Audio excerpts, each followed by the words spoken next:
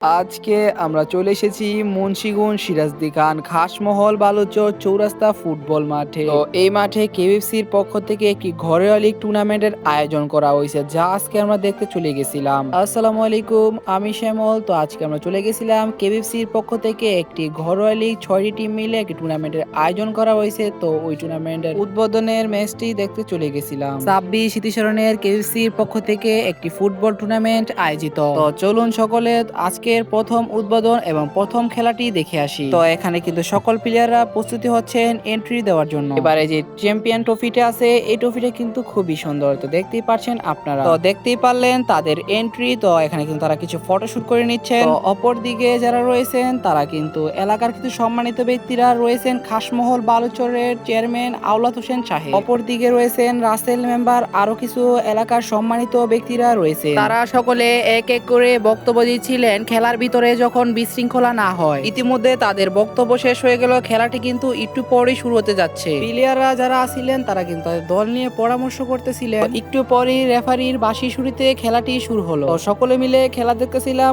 আর enjoy করতেছিলাম। তো এখানে দুই দল অনেক ভালো খেলতেছিল, আমরা দেখতেছিলাম। তো অনেকটা সময় খেলা দেখার পর কোনো গোলের দেখা পেলাম না। তো লাল দল কিন্তু প্রায় 20 মিনিট পর একটি গোল দিয়ে দর্শককে উৎসাহ করে দিলেন। আজকের এই প্রথম দিনে লাল দল কিন্তু ভালোই পারফরমেন্স করছেন এবং তারা কিন্তু উইন হয়ে গেছেন। আজকের এই ভিডিওটি আপনাদের কাছে কিরকম লাগছে অবশ্যই জানিয়ে যাবেন। ভিডিওটি ভালো থাকলে অবশ্যই একটি শেয়ার করে যাবেন।